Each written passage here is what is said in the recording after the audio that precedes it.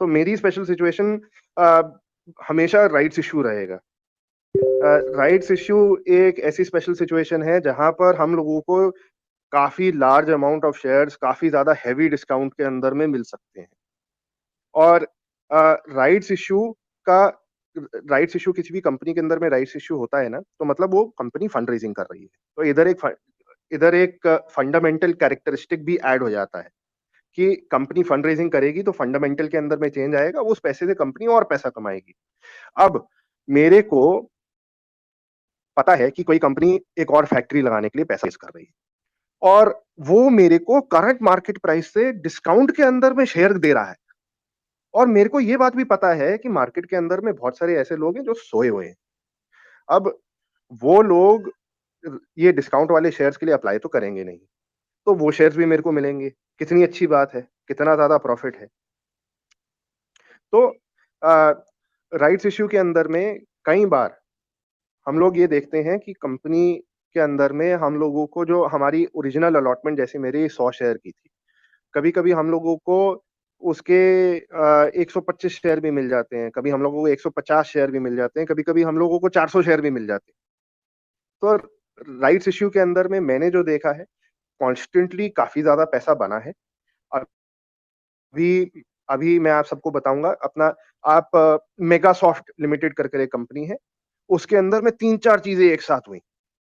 उसके अंदर में राइट्स इश्यू भी हुआ, उसके अंदर में टेक ओवर भी हो गया और उन लोगों ने फिर अपना पूरा परसेप्शन अपनी कंपनी का चेंज कर दिया। अब मुझे जितना समझ में आ रहा है कि जो है मैं तो राइट्स इश्यू के अपने शेयर्स लेकर बैठा हूँ, अब कंपनी को थोड़ा ज़्यादा ही मार्केट के अंदर में उछाला जा रहा है, वो दूसरी बात है, बट वहाँ पर बहुत सारे कैरेक्टरिस्टिक्स हम लोगों के मैच हो गए।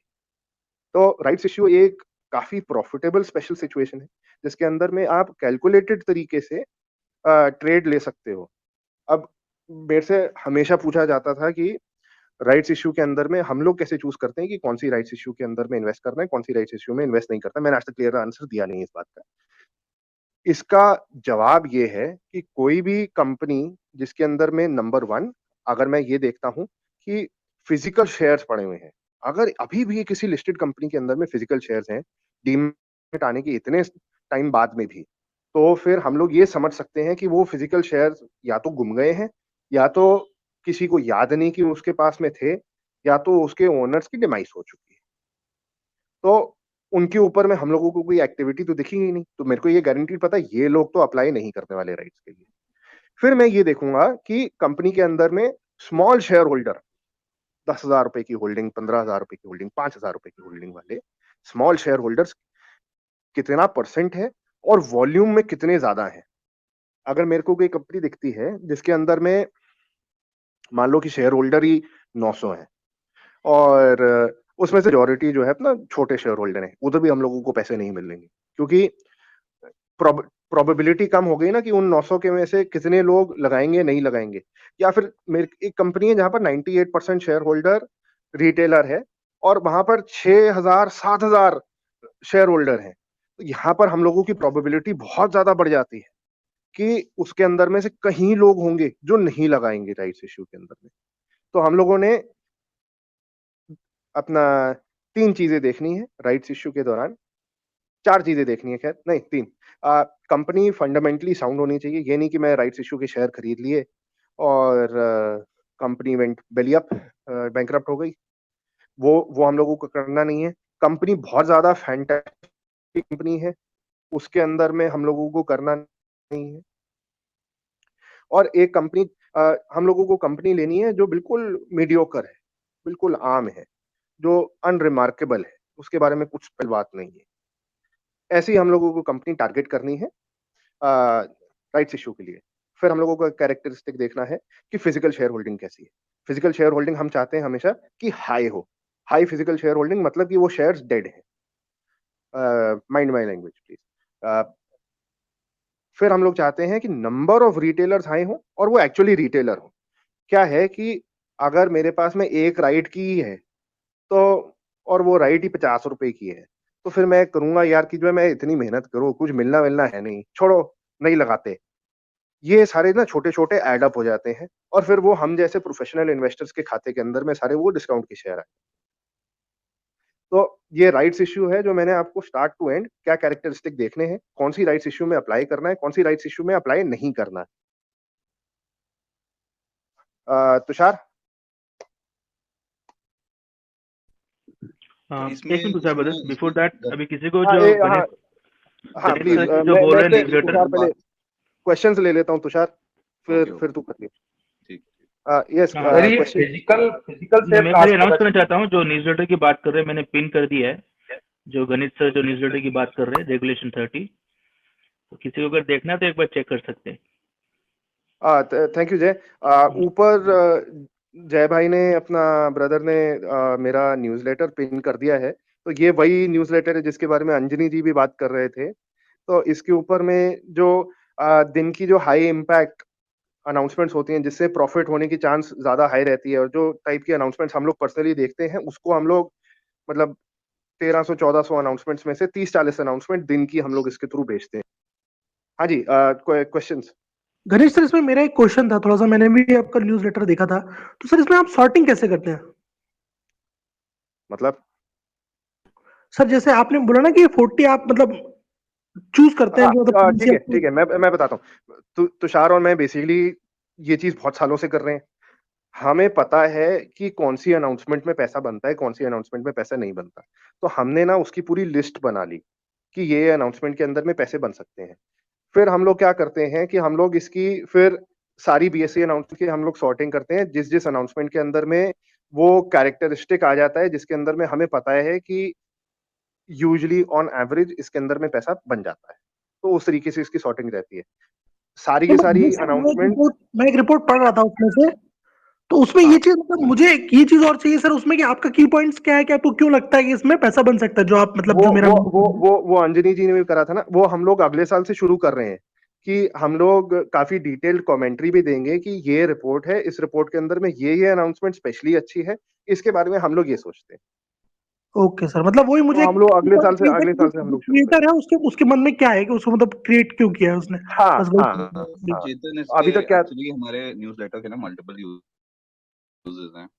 अभी हम सिर्फ स्पेशल सिचुएशंस की बात कर रहे हैं, बट अगर आप कोई भी कंपनी का कोई भी ट्रेजेक्टरी देखोगे ना, जो कंपनी बहुत सडनली बहुत अच्छा करी है ओवर, आप पिछले 2 साल देख लो, 3 साल देख लो, 1 साल भी देख लो, सबका जर्नी शुरू हुआ था, कोई एक अनाउंसमेंट करी थी किसी ने कि हम फंड रेजिंग कर रहे हैं, हम राइट्स इशू कर रहे हैं, हमने कोई मेजर कोई जॉइंट वेंचर किया है, हमने कैपेसिटी एक्सपेंशन कर रहे हैं। कैपेसिटी एक्सपेंशन में भी बहुत इंटरेस्ट आता है इन्वेस्टर से। सो हम बेसिकली इस न्यूज़लेटर में ये ट्रैक करते हैं कि कौन से टाइप ऑफ इवेंट होते हैं कंपनी में जिससे आपको पता चल सकता है कि कुछ बदल रहा है इस कंपनी में। ये ये हमारे न्यूज़लेटर का बेसिक आइडिया है कि वो वाली कॉर्पोरेट अनाउंसमेंट्स पिक करी जाएं जिससे आपको कुछ पता चल रहा है कि कंपनी में कुछ अलग हो रहा है, कुछ बदल रहा है। वो बदल कैसे रहा है, वो मल्टीपल चीजों से हो सकता है। आप हमारे उसमें देखो, आपको प्रेस रिलीजेस दिखेंगे, हम सारे प्रेस रिलीजेस जो भी कंपनी कंपनी कभी भी यूजुअली बुरे टाइम पे प्रेस रिलीज नहीं निकालती है, कुछ दुनिया को बताना चाहती है तभी निकालती है। उसके साथ साथ हम कैपेसिटी एक्सपेंशन सारे ट्रैक करते हैं। सो अगर आज किसी कंपनी ने अनाउंस किया कि हम इथेनॉल की फैक्ट्री सेटअप कर रहे हैं इतने किलोलीटर्स पर डे की, तो वो अनाउंसमेंट कैप्चर हो जाएगी हमारे उसमें। तो ये एक आइडिया जनरेशन टूल भी है कि मार्केट में क्या चल रहा है, क्या कौन सी कंपनीज अनाउंसमेंट कर रही हैं, कुछ किसमें बदलाव हो रहा है, उसका हम छोटा सबसेट आज स्पेशल सिचुएशंस की हम बात कर रहे हैं।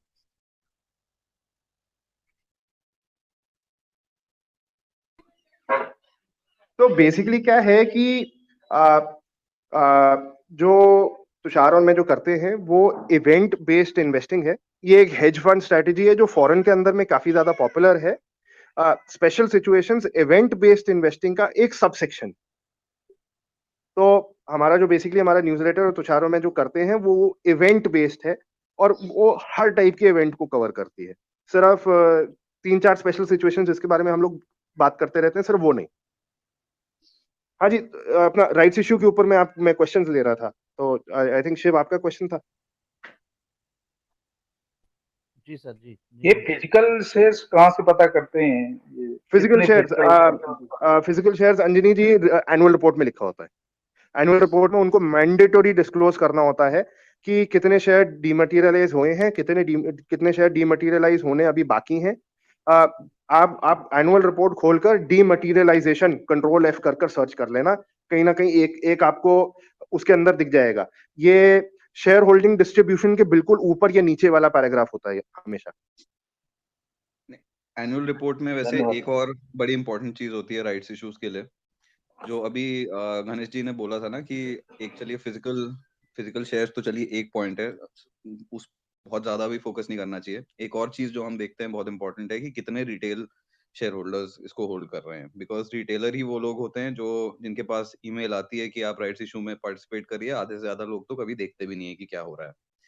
तो जब आप एनुअल रिपोर्ट में वही जहाँ पे ये गणेश ने आपको बताया कि ये आपको पता चल जाएगा कि फिजिकल शेयर होल्डिंग कितनी है, उसी के आसपास एक और टेबल होता है यूजुअली, जिसमें लिखा होता है कि 1 से 500 शेयर कितने लोगों के पास हैं, 500 से 2000 शेयर कितने लोगों के पास हैं, 5000 से 10,000 शेयर कितने लोगों के पास हैं। तो इस ये टेबल में अगर अगर आपको दिखता है कि काफी सारे लोग हैं जिनके पास छोटी नंबर ऑफ शेयर्स हैं, कि 1 to 5, एक से लेके 500 शेयर कितने लोगों के पास है, अगर इसमें आपको हजारों शेयर होल्डर मिलते हैं जो सबसे ज्यादा हैं out of the entire company की शेयर होल्डिंग, ये सब एनुअल रिपोर्ट में होता है। वो कंपनी में आप काफी मतलब प्रिडिक्टिवली आप ये बोल सकते हो कि अगर काफी सारे रिटेल शेयर होल्डर्स हैं तो काफी सारे अप्लाई नहीं करेंगे राइट्स इशू में। और गणेश ने काफी काफी बढ़िया भी आपको बताया, बट मैं आपको बताता हूँ एकदम डिस्टिल करके कि क्या चीज आप राइट्स इशू में एम कर रहे हो। 3-4 स्टेप्स जो गणेश ने बताया एकदम सही बताए, बट आपका ओवरऑल ऑब्जेक्टिव ये है कि आपके जितने शेयर्स आपको इंटाइटलमेंट होती है आपको उससे ज्यादा मिलें। अगर आप देखिए आपका अगर मान लीजिए राइट्स इशू का रेशियो है 1:1, विच इज कि हर एक शेयर के लिए आप एक और के लिए अप्लाई कर सकते हो। मान लीजिए 100 रुपए का शेयर मार्केट में चल रहा है और आपको बोला जा रहा है कि आप एक और अप्लाई कर सकते हो 50 रुपए के लिए। अब 50 रुपए पे ये अब आप बोलोगे कि ये तो आधे आधे मार्केट प्राइस पे हो रहा है, ये बहुत बढ़िया डील है। बट ऐसा एक्चुअली इतनी अच्छी डील नहीं है वो, क्योंकि जब क्या होता है जब 1:1 होता है तब उसके हिसाब से जब राइट्स इशू का रिकॉर्ड डेट निकल जाता है उसका मार्केट प्राइस भी उसी के हिसाब से एडजस्ट होता है। तो पैसा अगर आपको राइट्स इशू में बनाना है, आपको आप तभी बनाओगे जब आपको एक के बजाय एक शेयर के लिए एक के बजाय आपको 2 मिल रहे हों। और ये आप कैसे प्रेडिक्ट कर सकते हो? ये आप प्रेडिक्ट कर सकते हो देख के शेयर होल्डिंग पैटर्न में, जो अभी गणेश ने आपको बताया कि कितने लोगों के पास फिजिकल शेयर्स हैं और कितने रिटेल शेयर होल्डर्स हैं। काफ़ी राइट्स इश्यूज ऐसे आते हैं जिसमें अगर मान लीजिए आपको हर एक शेयर के लिए एक ही और मिलेगा, पर आप एक के बजाय आप 10 के लिए अप्लाई कर दीजिए, आपको शायद 5 भी मिल जाए। अब क्या होगा कि जब वो मार्केट मार्केट प्राइस जब इस शेयर का जब एडजस्ट होगा रिकॉर्ड डेट के बाद, तो वो 100 रुपए से शायद 80 रुपए आ जाएगा। उसके बाद अगर आपकी एंटाइटलमेंट एक शेयर की थी बट आपको मिले 5 हैं, अब आपने 250 रुपए लगाए और आपको 5 शेयर मिल गए 80, जो अभी 80 रुपए पे चल रहे हैं। फिर आप सीधा-सीधा वो 5 शेयर को बेच दोगे। तो वो डिफरेंस पे जो आप पैसा बना रहे हो वो इसीलिए बना रहे हो क्योंकि आपको एक्स्ट्रा शेयर्स मिल रहे हैं, क्योंकि कुछ और लोग हैं जो नहीं अप्लाई कर रहे हैं। और इसमें पूरा गेम ही ये है कि टू सी कि किस टाइप ऑफ राइट्स इश्यू में आपके पास चांसेस हैं ज़्यादा मिलने के लिए। गणेश, तू आरपीपी इंफ्रा का एग्जांपल बताएगा? हाँ, सो आरपीपी इंफ्रा एक अपना कंपनी थी, अगेन बड़ी मीडियोकर कंपनी, कुछ फैंटास्टिक नहीं, कुछ रिमार्केबल नहीं इस कंपनी के बारे में, कुछ स्पेशल नहीं। बट इस मरी हुई कंपनी कंपनी के भी नहीं थी, चलती फिरती मरी कंपनी थी। हाँ, मैंने बड़ी स्पेसिफिकली बताया, कंपनी मरी हुई भी नहीं होनी चाहिए और कंपनी बहुत बढ़िया भी नहीं होनी चाहिए कि हर दूसरा बंदा उसको फॉलो कर रहा है, व्हाट्सएप पे उसके मैसेज घूम रहे हैं। अगर अगर आपको आपकी कंपनी के बारे में व्हाट्सएप के ऊपर में और ट्विटर वगैरह के ऊपर में अगर आपको मैसेज दिख गए ना फ्लोट करते हुए, तो आप समझ जाओ आपको ओवर अलॉटमेंट नहीं मिलेगी उसके अंदर। जिस कंपनी के बारे में कोई भी बात नहीं कर रहा, तो हम लोगों ने आरपीपी इंफ्रा खेला था। आरपीपी इंफ्रा के अंदर में हम लोग, तुषार और मैं, एज अ रूल, जितनी भी हमारी अलॉटमेंट होती है उसका हम लोग 10 गुना अप्लाई करते हैं। हम लोग अनलिस्टेड कंपनीज के अंदर में 100 गुना अप्लाई करते हैं। तो आरपीपी के अंदर में हम लोगों ने 10 गुना अप्लाई करा और हम लोगों को उसका 4 गुना मिल गया। तो आप फिर इमेजिन कर सकते हो कि हम लोगों को कितना ज्यादा प्रॉफिट हुआ था उस ट्रेड के अंदर। और हम लोगों ने इन्वेंट्री रिस्क जीरो रखने के लिए रिकॉर्ड डेट के एक दिन बाद हम लोगों ने अपनी ओरिजिनल शेयर बेच दिए। हम लोगों ने राइट्स की एंटाइटलमेंट को होल्ड करके रखा। हम लोगों ने फिर ओवर अलॉटमेंट के लिए अप्लाई करा। हम लोगों को मेरे ख्याल से तुषार 2000 राइट्स मिली थी हम लोगों को। हम लोगों ने 10,000 राइट्स के लिए हम लोगों ने अप्लाई करा उसके अंदर में, और हम लोगों को फिर उसके अंदर में 6,000 राइट्स हम लोगों को उसके अंदर में मिल गई थी। तो जो ये सारी हम लोगों को ऊपर से राइट्स मिली, ये सारा का सारा प्योर प्रॉफिट है, एज लॉन्ग एज जो राइट्स और करंट मार्केट प्राइस के अंदर में डिफरेंस चलता रहे। तो उस टाइम पे हम लोगों को काफी डिफरेंस भी हम लोगों का चला, और हम लोगों ने इसके अंदर में काफी पैसे भी कमाए। मेगा सॉफ्ट के अंदर में तुषार और मैंने खेला था, तो इसके अंदर में मेरे को पूरा अभी भी रटा हुआ है। 10 रुपए का हम लोगों ने, मेरे ख्याल से 14 रुपए की ओरिजिनल होल्डिंग खरीदी थी, 10 रुपए का हम लोगों को राइट मिल रहा था, 40% डिस्काउंट, अच्छा डिस्काउंट होता है। हम लोगों को ये भी पता था कि अब हम लोगों को थोड़ा एक्सपीरियंस है, तो हम लोग ये देख लेते हैं कि राइट्स इश्यू किसी कंपनी के अंदर में क्यों हो रहा है। तो मेगा सॉफ्ट के अंदर में राइट्स इश्यू हो रहा था टेक ओवर करने के लिए, हम लोगों को देख कर पता चल रहा था। तो इधर हमारे दो कैरेक्टरिस्टिक्स एक साथ हिट हो रहे थे कि राइट्स इश्यू टेक ओवर दोनों था। 10 रुपए के अंदर में हम लोगों ने राइट्स के लिए अप्लाई करा, हम लोगों ने एज यूजुअल 10 गुना राइट्स के लिए अप्लाई करा, हम लोगों को 2 गुना राइट मिली, मतलब हम लोगों को 100 शेयर पे 100 शेयर और हम लोगों को मिले। इस केस में हमने बेचा नहीं, इस केस के अंदर में हम लोगों ने बेचा नहीं था, क्योंकि टेक ओवर था, जो सेकंड कैरेक्टरिस्टिक है। अभी अभी तुषार जी मेरा राइट्स एक्सप्लेन करने के बाद में मैं आपको गारंटी देता हूँ, तुषार बोलेगा टेक ओवर कि next most profitable special situation है। तो इसके अंदर में ना टेक ओवर भी हो रहा था, तो हमने इसके अपने ना ओरिजिनल शेयर बेचे, ना हम लोगों ने अपने राइट्स के इंटाइटलमेंट के शेयर बेचे, ना ओवर इंटाइटलमेंट के शेयर बेचे, और अब वो शेयर मेरे ख्याल से 30 रुपए कुछ का चल रहा है। डूड तो इसके अंदर 68 रुपीज पे है अभी। अब 68 हो गया, मैं देखा नहीं बहुत टाइम से। तो हाँ, तो इधर इधर मैंने लास्ट जेन्युइनली तुषार मैंने 30 रुपए पे चेक करा था, उसके बाद मैं चेक करना छोड़ दिया इसको। मैं नहीं बताया था देखो, हाँ, 30 पे तो इसके अंदर में क्या है, हम लोग 3 गुना कमा गए, 3 गुना उस टाइम पे कमा गए थे। अब वो 68 रुपीज का शेयर चल रहा है, और ये शेयर हम लोगों को मिले थे 10 रुपए के। तो आप इमेजिन कर सकते हो इस राइट्स इश्यू के अंदर में हम लोगों को कितना और पैसा ये करने के लिए ना मतलब कोई फिक्स्ड अमाउंट ऑफ मनी की जरूरत नहीं है। आप 1000 रुपए के साथ भी खेल सकते हो, आप लाख रुपए के साथ भी खेल सकते हो। एक्सपीरियंस की बात है, धीरे धीरे करोगे तो एक्सपीरियंस आएगा, एंड देन पोजीशन साइजिंग उसी के अकॉर्डिंगली होगी। राइट्स इश्यू के ऊपर में और कोई क्वेश्चंस? कनिष्ठ, आपने बोला टेक ओवर वाला, वो क्या राइट्स इशू के बाद पता चलता है कि टेक ओवर होगा अगर वो शेयर होल्डिंग देख के? नहीं, इसकी ना एक बड़ा बढ़िया हिंट है, शेयर होल्डिंग पैटर्न के अंदर में हिंट दिखती है इसकी।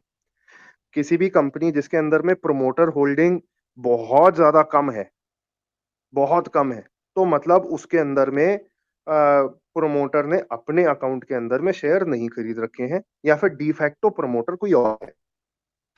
इन केसेस के अंदर में जब भी राइट्स इश्यू हम लोगों ने देखा है, उधर राइट्स इश्यू इस तरीके करा जाता है।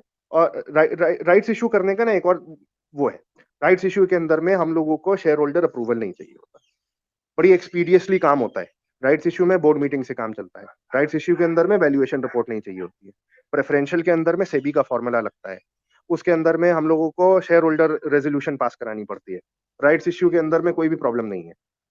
अब ये हम ठीक है, राइट्स इशू हो गया, हम लोगों को, हम बेसिकली शेयर बांट रहे हैं एक्सप्रेस तरीके से, नंबर 1।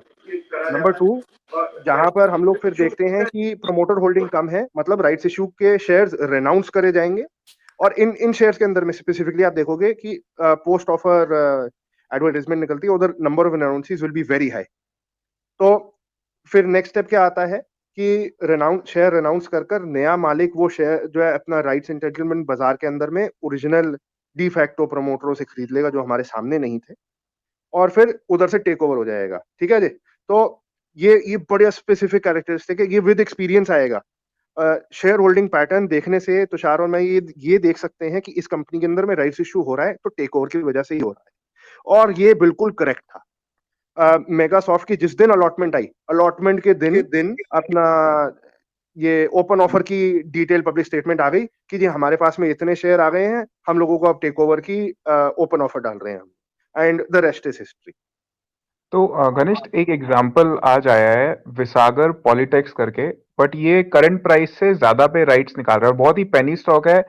40 करोड़ की इसकी मार्केट कैप है और 50 करोड़ राइट से इकट्ठे कर रहा है, लेकिन शेयर होल्डिंग सिर्फ 5% है प्रोमोटर की। तो ये टिपिकल शेयर है जिसके बारे में मैंने आपको अभी बताया, मोस्ट लाइकली इस शेयर के अंदर में through rights issue take over होगा। बट गणेश ये कैसे गणेश पता चले I- कंपनी मरी हुई है या जिंदा है? गणेश गणेश हाँ Tushar this is not our kind of thing. हाँ इसमें हाँ प्रॉब्लम है कि इसमें प्रमोटर होल्डिंग कुछ ज्यादा ही कम है। ओ तो जहाँ ओके पे मैं कंप्यूटर के सामने नहीं हूँ यार। 5%। ऐसी बहुत कंपनीज हैं जो रैंडमली राइट्स इशू करती रहेंगी जिसमें प्रमोटर होल्डिंग 0 होगी या 2% या 3% होगी। ये kind of this will not, ये टेक ओवर सिचुएशन नहीं होगा जिसमें मैं इंटरेस्टेड हूँ। बिकॉज ऐसा कोई यूजली जब हम बोलते हैं ना कि प्रमोटर होल्डिंग कम होनी चाहिए, आप मेगासॉफ्ट में चेक करो, आई थिंक 16% या 25% के आसपास है। तो उसमें क्या होता है दैट अगर एग्जिस्टिंग प्रमोटर राइट्स इशू में अप्लाई नहीं करता है, वो जो सारे चंक ऑफ शेयर्स होते हैं वो किसी और को दे सकता है। या अगर वो किसी और को नहीं देता है तो अगर मुझे पता है कि प्रमोटर नहीं अप्लाई करने वाला है, मैं एक्स्ट्रा के लिए अप्लाई करके मैं ज्यादा शेयर ले सकता हूँ। बट अगर वो चंक ऑफ शेयर होल्डिंग है ही नहीं, मतलब 15-20-25% तो मिनिमम होना चाहिए मेरे हिसाब से। अगर वो 20-25% की शेयर होल्डिंग किसी एक पर्सन की नहीं है प्रमोटर ग्रुप में, फिर वो टेक ओवर का ना सिचुएशन काफी केसेस में नहीं होगा, बिकॉज वो ओपन ऑफर के 26% तक पहुंचेगा ही नहीं। But so Tushar this sir case विसागर मेगासॉफ्ट में तो politics I would disagree. Megasoft में दिख नहीं रहा है प्रमोटर में कोई होल्डिंग। नहीं है उसमें, वो अब रिक्लासिफाई हो गई होगी। उसमें एक सेकंड। रिक्लासिफिकेशन के अनाउंसमेंट आ गई। तुषार जी, गणेश वो ब्रदर, मार्केट प्राइस से ऊपर आया है तो भी हम कंसिडर कर सकते हैं, या हमेशा नीचे वाले को ही प्रेफरेंस देनी है? जैसे मार्केट इसमें प्राइस में राइट्स इशू तभी निकाला जाता है जब आप पब्लिक को डिसवेड करना चाहते हो वो राइट्स इशू के लिए अप्लाई करने से। और एक और पॉइंट है, इलिक्विड शेयर के अंदर में मार्केट प्राइस नाम की कोई चीज नहीं होती है।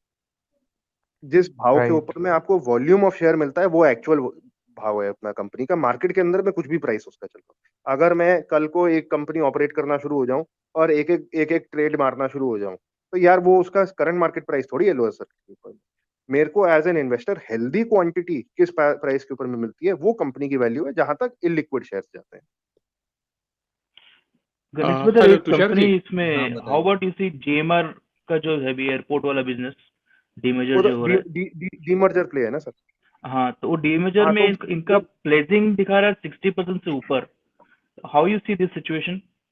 तो उसके अंदर में सर जब तक डीमर्ज कंपनी एक्चुअली लिस्ट होने वाली नहीं होगी तब तक हम उसको छेड़ेंगे ही नहीं। अच्छा उसके बीच के बिफोर अंदर में बहुत बिफोर डेवलपमेंट्स होंगी, बहुत कहानियां चलेंगी, तब तक हम गणेश, लोग इससे दूर रहेंगे। किसी किसी ने अभी बोला था कि विसागर पॉलिटिक्स में अबव मार्केट प्राइस है, ये अभी कहाँ डिटेल्स आए हैं? ये ये ₹1.70 पे पैकेजिंग के अंदर भी 1:1 का इशू है। हाँ तो अभी उन्होंने बताया थोड़ी है कि राइट्स के शेयर की प्राइस क्या होगा।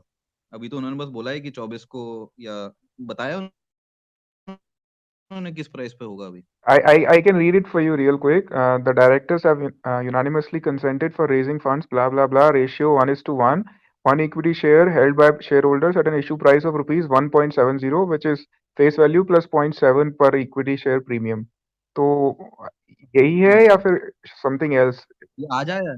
हाँ, ये This has अभी come today? अभी 2-4 घंटे पहले आया। अच्छा, हाँ I तो haven't seen हम it today. तुषार हमारी रिपोर्ट नहीं आई ना अभी।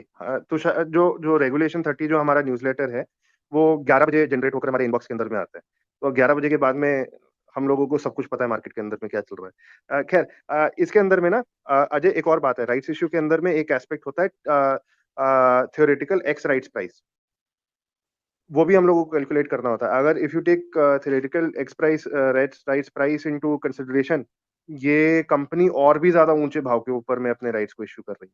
तो उधर आप देख सकते हो ये लोग चाहते हैं कि आम पब्लिक इसको अप्लाई ना करे। अब कोई तो उसको अप्लाई करेगा।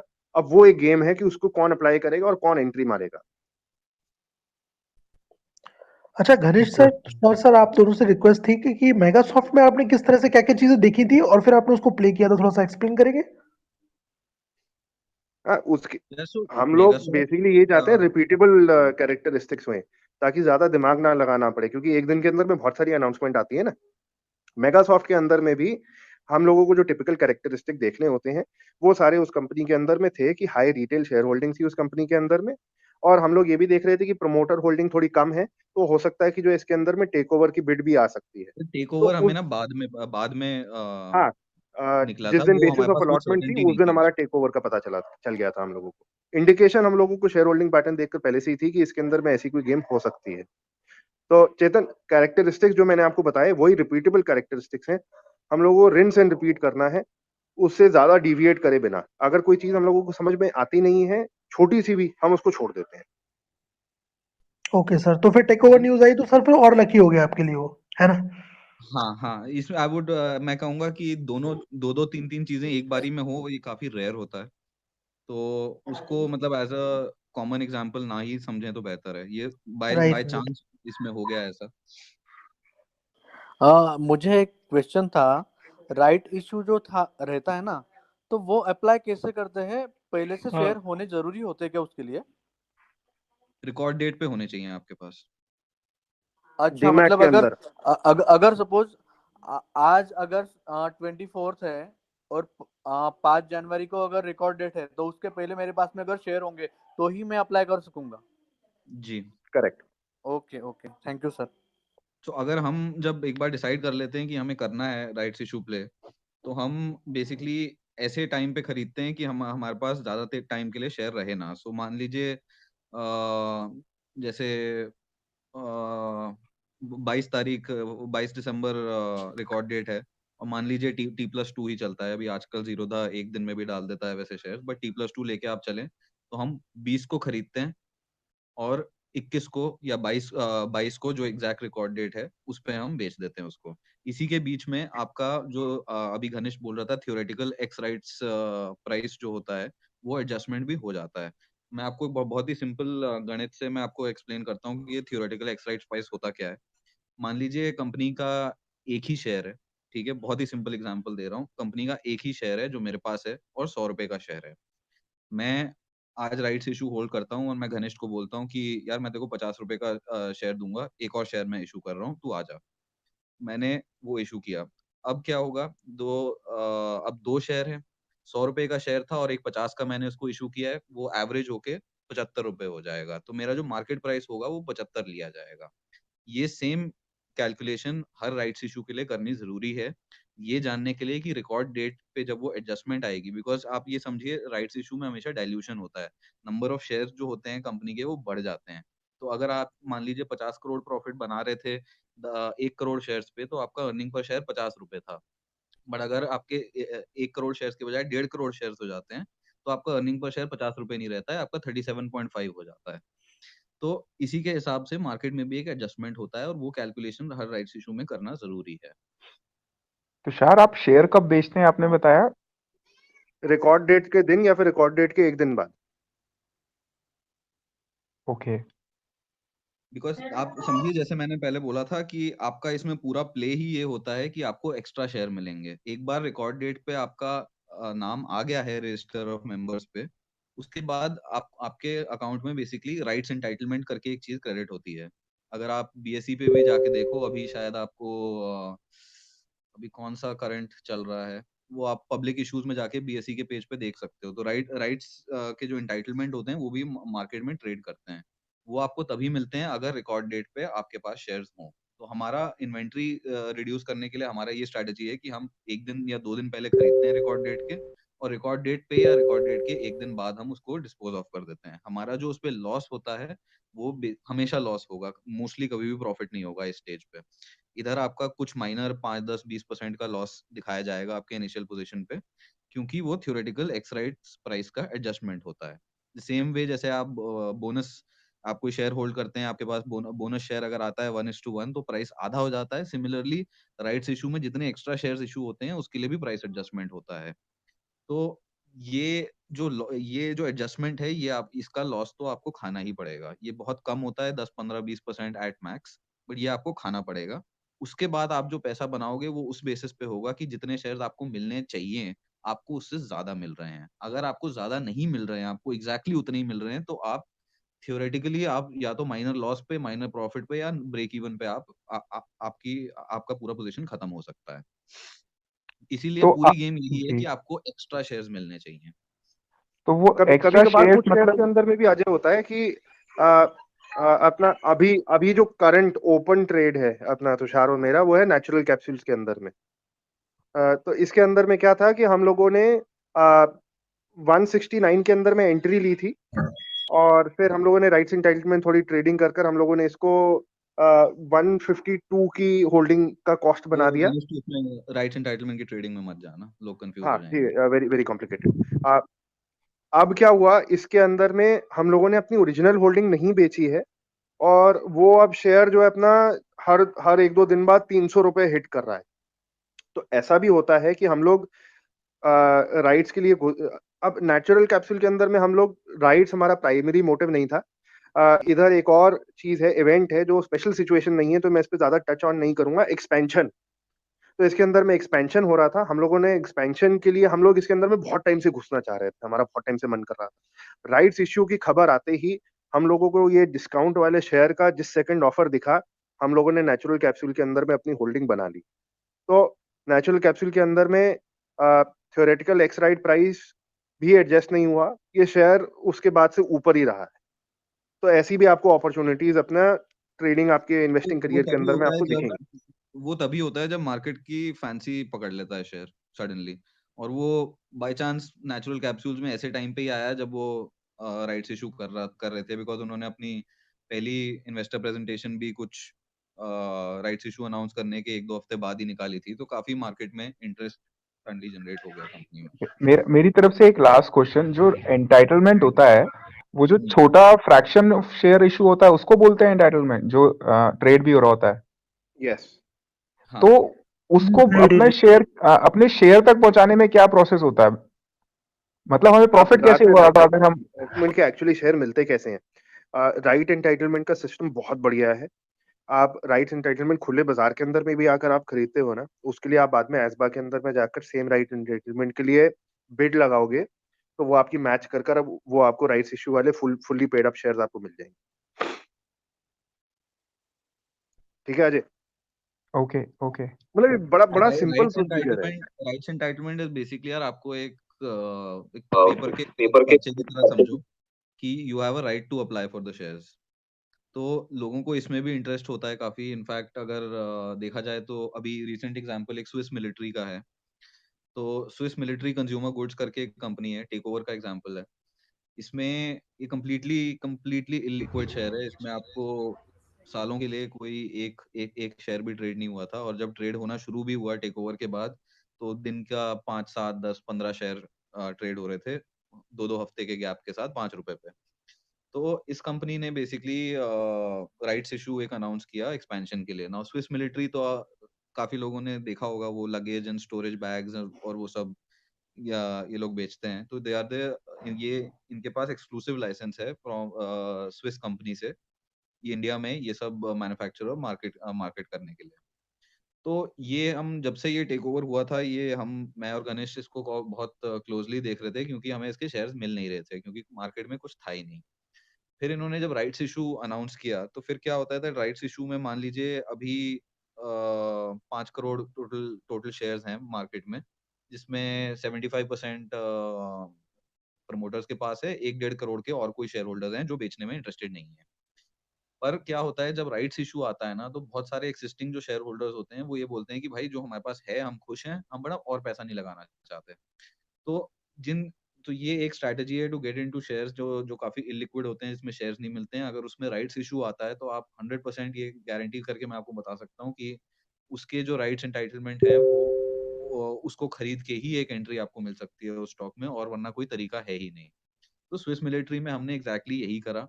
स्विस मिलिट्री के आरईज जब ट्रेड होने शुरू हुए, लाखों लाखों आरईज बिक रहे थे। Share actual equity share market में एक भी खरीदने को नहीं था, बट राइट्स एंटाइटलमेंट खूब सारे बेच रहे थे लोग, जो एक्जिस्टिंग शेयर होल्डर थे, जो और पैसा नहीं लगाना चाहते थे, पुराने पुराने शेयर होल्डर, क्योंकि ये टेक ओवर वाली कंपनी थी। तो पुराने पुराने 10, 15, 20, 30 साल पुराने शेयर होल्डर थे जो अटके हुए थे पता नहीं इतने टाइम से। सो टेक ओवर में जब हम बात करेंगे, चलो वो एक सेपरेट पॉइंट है, बट इस केस में स्विस मिलिट्री में एक्चुअली हमें एंट्री ही स्टॉक में हमें राइट्स एंटाइटलमेंट के थ्रू मिली है। तो ये अगेन एक काफी स्पेशलाइज्ड केस है, पर बीच-बीच में ये ऐसा आता रहता है। साल में ऐसे 2-3 तो होते हैं जो जिनका आपको शेयर मार्केट में नहीं कभी मिल सकता, बट अगर राइट्स इश्यू है तो आपको राइट्स एंटाइटलमेंट पक्का मिल जाएँगे। अब राइट्स एंटाइटलमेंट में एक चीज़ इम्पोर्टेंट है जानने को, कि जो आप प्राइस राइट्स एंटाइटलमेंट के लिए पे करते हो, वो पूरा का पूरा सेलर की जेब में जाता है। ये कंपनी के जेब में नहीं जा रहा होता है। तो जब आप राइट्स एंटाइटलमेंट अगर कभी आप सोचो भी कि मैं खरीद लूँ, उसमें बस इतना याद रखना कि जितना भी एप्लीकेशन मनी है वो इसके और ऊपर होगा। इसीलिए आप जब देखोगे जो जो काफ़ी बड़ी कंपनीज़ जब राइट्स इश्यू करती हैं, तो उनके जो राइट्स एंटाइटलमेंट का जो प्राइस होता है, वो will be always the same as जो मार्केट प्राइस और राइट्स का जो प्राइस है उसमें जो डिफरेंस होता है। तो मान लीजिए कल जैसे एल&टी फाइनेंस ने आई थिंक 6-7 महीने 8-9 महीने पहले एक राइट्स इश्यू किया था। तो ₹100 का शेयर चल रहा था और ₹65 पे ₹65 पे ये राइट्स इश्यू कर रहे थे। ये जब इसकी आरी जब राइट्स एंटाइटलमेंट जब ट्रेड होनी शुरू हुई, तो वो एग्ज़ैक्टली ₹30-35 पे ट्रेड हो रही थी। इस पे आदमी सोचे कि यार देखो ₹30-35 पे इक्विटी शेयर मिल रहा है, ये गलत है एकदम। ये एक आपको बस एक राइट दे रहा है अप्लाई करने के लिए। तो जिस आदमी ने ₹35 पे खरीदा, उसको फिर ₹65 और एप्लीकेशन के लिए देने पड़े, उसका एंड में 100 ही बना। तो ये काफ़ी इम्पोर्टेंट चीज़ है राइट्स एंटाइटलमेंट ट्रेड करने पे कि वो पैसा ना सीधा सेलर के जेब में जा रहा है, कम ये आपका एप्लीकेशन का पैसा नहीं है। और तो एक और काफ़ी पॉइंट है तुषार, 1 सेकंड खत्म करने राइट्स दो। एंटाइटलमेंट के ऊपर में ओवर अलॉटमेंट नहीं मिलती है। हाँ, और राइट्स एंटाइटलमेंट में हाँ, ये एकदम सही बात बोली कि अगर आप राइट्स एंटाइटलमेंट खरीद के अप्लाई कर रहे हो, तो आपके पास कोई राइट नहीं होता एक्स्ट्रा शेयर्स मिलने के लिए। जितने शेयर्स के लिए आपने एंटाइटलमेंट खरीदा है, उतना ही आपको मिलेगा। तो आरी आरी में ट्रेड करना या खरीदना और बेचना इज़ मतलब अनलेस आपको पता है एग्ज़ैक्टली आप क्या कर रहे हो, हम रिकमेंड नहीं करेंगे। हम भी बहुत रेयरली करते हैं वो। कोई नहीं, मैं बोलता हूँ आरई के अंदर में सॉरी आपको सॉरी कंटिन्यू कीजिए 100% सॉरी। लॉस हो सकता है अगर आप अप्लाई करना भूल जाएं तो अगर आपने बाय चांस आपके पास में आरई है और आपने उसको चार, और इसकी ना घड़ी 4 बजे खत्म होती है, अगर आपने 4 बजे के 5 मिनट भी अगर आपने ये कर दिया तो आपका 100% लॉस हो जाएगा आरई के अंदर। तो उसको हम लोगों की क्या प्रैक्टिस है कि जिस दिन ऑफर बंद होने वाला होता है, हम लोग उससे एक दिन पहले ही अप्लाई कर दिया करते और ऐसे भी हो सकता है कि आपके आपके पास ऑलरेडी कोई कंपनी है जो राइट्स इश्यू कर रही है। आपको अगर दिलचस्पी नहीं है उसको करने में, तो आपको जाके अपने जो राइट्स एंटाइटलमेंट होते हैं, वो एक्सचेंज पे बेच देने चाहिए। ये फ्री का पैसा होता है जो मतलब लिटरली आपको फेंक के बस दिया जा रहा है। एक तो ये केस था, चीज़ जैसे इंडियन होटल्स के केस में एक पर्टिकुलर डेट तक मेरे पास नंबर ऑफ शेयर्स दिख रहे थे, तो हुँ। उसको मैं चाहता तो वो अमाउंट सेल कर सकता था, राइट? मेरे लिस्ट पे करेक्ट ही आ रहा था वो। करेक्ट करेक्ट, वही है, वही। उधर ना आरई कैसे दिखता है, शेयर का नाम और आरई लिखा होता है उसके यस ऊपर। सर, हाँ उसके वो। नीचे होता है जहाँ आपका शेयर लिस्टेड होता है, उसके नीचे उसका रहता है। ओके। तो ये तो मैं पहले भी कर चुका हूँ, क्योंकि मैंने बताया था ना इंडियन होटल्स का, पीवीआर्स का। हाँ मैंने किया है ना। मैंने उस केस में तो गणेश जी से लास्ट टाइम बात हुई थी। मैंने तो वो सेल करके ऊपर मतलब 200 के आसपास, और राइट इशू करके 150 वाले खरीद लिए थे उसी इक्वल अमाउंट के। Right, but but Ganesh ji वो हम लोग उतना हम लोगों ने शेयर बट होल्डिंग बढ़ा ली थी अपनी उसमें। बट गणेश जी, मुझे बाद में रियलाइज हुआ वो उतना प्रॉफिटेबल नहीं था तुषार भाई। जब मैंने ये देखा कि मुझे उतने अमाउंट का टैक्स भी तो लग रहा है ना, जो मैंने प्रॉफिट बुक किया। हाँ, केस एक जस्ट सिनारियो शेयर कर रहा हूँ। 150 का उसका जो प्राइस आया था, और उस समय शेयर जो था वो 200 के आसपास ट्रेड कर रहा था। तो पर्टिकुलर डेट पे जैसे मैंने 200 के जो इक्विवेलेंट अमाउंट के शेयर्स थे या नंबर्स के मैंने बेचे, और फिर उसी को मैंने राइट इशू अप्लाई किया था उसी अमाउंट के इक्वल का। तो मुझे 150 में मिले एक साइड, और मैंने सेल किए 200 में। बट एक ही डाउट था कि उसमें मतलब जो मैंने सेल किए उस पे फिर मेरा जो प्रॉफिट आएगा वो वाला पार्ट टैक्सेबल हो गया ना, तो 15% मेरा वहां चला गया। सर बट आपने कितने कितने टाइम फ्रेम में आपने ये पूरा किया है? लॉन्ग टर्म का था मेरा, ये तो 80 रुपए की खरीदी है मेरे पास। अच्छा। लो पे नीचे जब फॉल में आया था तब 80 रुपए का एवरेज है मेरे पास इंडियन होटल्स का। सर अब मुनाफ़ा करोगे तो सर टैक्स तो देना ही पड़ेगा ना। टैक्स तो एग्रीड इतना एग्रीड, उसमें नहीं, जस्ट मैं तो ये कॉन्सेप्ट समझ रहा था कि डिफरेंस अमाउंट में मेरा क्या प्लस माइनस तो कोई वो हम भी नहीं। सर हर प्ले जो करते हैं उसपे टैक्स टैक्स भरते हैं। अगर आप देखिए हम कोई राइट्स इशू प्ले करते हैं, अगर हम कुछ भी करते हैं 3 महीने का ही होता है, सब पे शॉर्ट टर्म कैपिटल गेन लगता है। बट आइडिया है इसकी सर, जो चीज़ एक बार करते हैं उसको अगर हम 100 बार करें तो मुनाफा भी उतना ज़्यादा होगा, टैक्स भी देना पड़ेगा सर, कोई प्रॉब्लम नहीं है। राइट मैं जस्ट उसको पूछ रहा था, आप उसमें टैक्स वाले पार्ट को आप कैसे कंसिडर करते हैं? सर अदरवाइज टैक्स को हम नो कंसिडर ही इश्यूज। नहीं करते सर, जो बनता है एंड ऑफ द ईयर में दे देते हैं। तो सर बिल्कुल टैक्स देने के लिए सर मुनाफा बनाना जरूरी है, मुनाफा ज्यादा वो करेंगे टैक्स भी ज्यादा बढ़ेगा, बट अपने पास भी रहेगा ना कुछ। ट्रू ब्रदर, मैं उस जब पॉइंट आप से सर कहीं ये डिस्करेज जब आप नहीं कर रहा रिटर्न्स, हूँ जैसे आप भाई, रिटर्न्स मतलब देखते मैं हैं, वैसे डिस्करेज नहीं कर रहा हूँ भाई, पहले नहीं तनख्वाह से नहीं कट जाता है, बाद में आता है। ये क्वेश्चन अच्छा बहुत लोग अच्छा पूछते हैं गणेश कि जी, सर टैक्स की बात नहीं किया। मैं राइट इशू को हमेशा शेयर होल्डिंग इंक्रीज करने के लिए यूज किया है मैंने अभी तक। हाँ तो वो भी तरीका है, जैसे अभी गणेश जी ने बताया नेचुरल कैप्सूल्स में हम हमेशा इंटरेस्टेड थे, और जब राइट्स इशू आया तो हमने अपनी पोजीशन ली और फिर अपने राइट्स इशू के थ्रू उसको अब हम और अपनी शेयर होल्डिंग इंक्रीज कर रहे हैं और अब हम होल्ड करेंगे। राइट। गणेश जी हेलो। आप कंटिन्यू करिए। आपने एशियन टाइल्स प्ले किया था क्या? अगर किया था तो क्या स्ट्रेटजी थी उसके अंदर, और अगर नहीं किया था तो क्यों? Sir Asian Asian T exports हमने एक्चुअली नहीं किया था, और रीजन ये था क्योंकि हम दोनों बहुत बिजी थे उस 1-1.5 महीने के पीरियड में। ओके, तो उस पर कुछ व्यू है क्या आपका? नहीं सर, मैंने अभी एनालाइज नहीं किया, बिकॉज आजकल इफ यू सी हर रोज 2-3 राइट्स इशू निकलते रहते हैं, एंड मतलब एज हम भी इंडिविजुअल इन्वेस्टर ही हैं, सो हर हर अपॉर्चुनिटी हम नहीं एनालाइज भी नहीं कर पाते हैं बहुत कभी कभी। एशियन वाला हमने नहीं नहीं किया था सर। इसमें you also have to understand कि अगर आप ये चीज एज अ लिविंग कर रहे हैं तो आप सबके कैपिटल कंस्ट्रेंट्स होते हैं, सबके पास अनलिमिटेड कैपिटल तो नहीं होता है। तो अगर मान लीजिए मैं 4-5-6-8-10 ऐसे सिचुएशंस में प्ले कर रहा हूँ एक टाइम पे, तो डिपेंडिंग ऑन कि मेरे को, अगर मैं इंटरेस्टेड ही नहीं हूँ अभी और चीजों में इन्वेस्ट करने के लिए for let's say a month और टू, 1-2 महीने के लिए, तो मैं चीजें जाने भी देता हूँ, इसमें कोई प्रॉब्लम नहीं है, क्योंकि नई अपॉर्चुनिटीज हमेशा आती रहेंगी। तो नहीं, एशियन टीएनई नहीं किया हमने। ओके सर अभी मेरा एक क्वेश्चन था। अभी रिसेंटली एक मेकर्स लैब का अनाउंस हुआ था राइट्स इशू, लाइक बट जैसे आपने बोला ना एंटाइटलमेंट 1:2 का नॉर्मली होना चाहिए, but in this case it is 5:1। So recently around it is 200 है अभी, and right issue they are offering at 150। So and उसमें उन्होंने स्पेसिफिकली एक मेंशन किया, एक इम्पोर्टेंट पॉइंट, कि अगर सब लोग सब्सक्राइब नहीं करते हैं, so promoter will buy those share if is not subscribe fully. So इसके अंदर में चेतन जी, आपने एक चीज, आप कभी भी राइट्स इश्यू के अंदर में कितना प्रॉफिट हो रहा है वो आप करंट मार्केट प्राइस से कभी भी कैलकुलेट नहीं करेंगे। आप हमेशा थ्योरेटिकल एक्स राइट प्राइस निकालेंगे और आप फिर उससे कैलकुलेट करेंगे कि मेरा मुनाफा इसके अंदर में कितना होगा।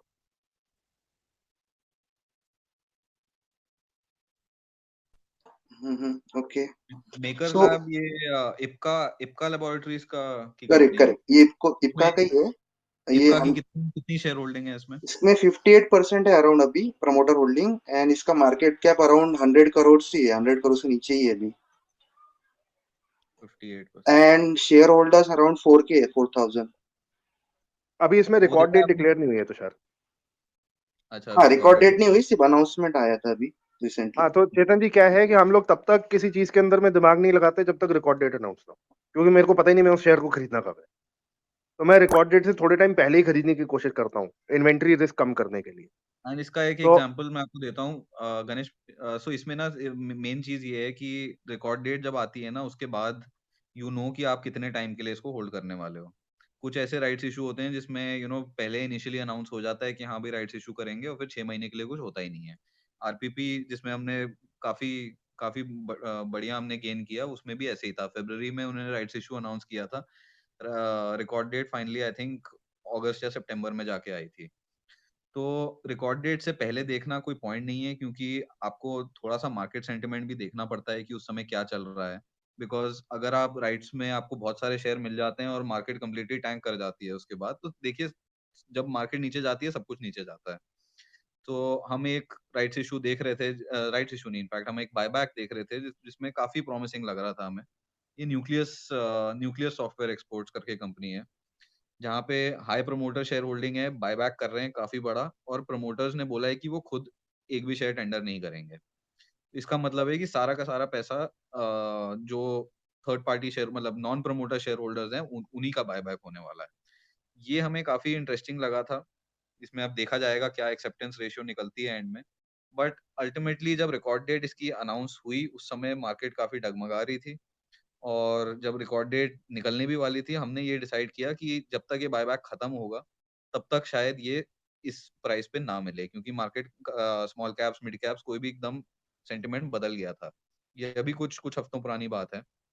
तो इसमें हमने नहीं पार्टिसिपेट किया एंड अच्छा ही डिसीजन था क्योंकि 20-30% उसके बाद वो गिरा जब लास्ट कुछ हफ्तों में मार्केट गिरी थी काफी। एंड अगर हमारा अच्छा एक्सेप्टेंस भी हो जाता है तब भी काफी हाई चांसेस हैं कि हमारा इसमें मुनाफा नहीं बनेगा। तो ये सब चीजें ना आप यू हैव टू आइडेंटिफाई आप कितने टाइम के लिए आपका पैसा यहाँ फंसने वाला है and you have to minimise उसको मिनिमाइज करना बहुत इंपॉर्टेंट है जितना भी कर सकते हो। इसीलिए रिकॉर्ड डेट जब आती है यूजुअली हफ्ता 15 दिन आगे की होती है तो हम अपना एनालिसिस ही उस पॉइंट पे शुरू करते हैं। पहले ऑफ कोर्स हमें पता है कि कुछ होने वाला है बट उस समय देखेंगे कि डील अच्छी मिल रही है या नहीं। ओके, सो बेसिकली अगर जैसे राइट्स के साथ में अनाउंसमेंट में आता है कि प्रमोटर भी सब्सक्राइब करेंगे and they are willing to like अगर कोई लेफ्ट ओवर है तो वो भी सब्सक्राइब करेंगे, so I think this is positive right in it's in the sense. Positive और ये इसमें हर राइट लाइक्लीहुड इशू के अंदर का होता ये है कि आपको ओवर एंटाइटलमेंट ज्यादा नहीं मिलेगी। ओके, एक क्या है चेतन जी कि जैसे वो जैसे सर्जिकल स्ट्राइक हुई थी, मिंट में अंदर गए थे और मिंट में बाहर आए थे। हम लोगों को स्पेशल सिचुएशन के अंदर में भी वैसे ही करना। कुछ हम केसेस लोगों में को हर केस में नहीं हाँ, बट यू हैव हर टू केस नो में कि नहीं, कौन से मतलब केस में डिपेंड आप करता है। होल्ड करने को रेडी हो और कौन से केस में आपको शॉर्टेस्ट टाइम पॉसिबल में खत्म करना है। हाँ, तो जहाँ पर हम लोग अंडरलाइंग शेयर के अंदर में इंटरेस्टेड नहीं है, वहां पर हम लोगों को उस शेयर का एक्सपोजर कम से कम रखने की कोशिश करनी होती है हमेशा, क्योंकि हम लोग सिचुएशन से पैसा कमा रहे हैं, हम लोग शेयर से पैसा नहीं कमा रहे। तो हम लोगों को सर्जिकल स्ट्राइक करनी है, स्पीड से अंदर जाना है, स्पीड से बाहर आना है। मेरा एक था सर, ये KIOCL बोल के एक कंपनी है सर, 99% प्रमोटर का है सरकार मैंने की होल्डिंग है, हाँ, सरकारी तो कंपनी है सर। उसके ऊपर कुछ व्यू है सर, कुछ इसमें स्पेशल सिचुएशन कुछ बन सकता है क्या? क्या हो रहा है उसमें? नहीं, अभी अभी उसके अंदर में सर अभी एट दिस पॉइंट कोई स्पेशल सिचुएशन नहीं चल रही। Okay sir, thank you.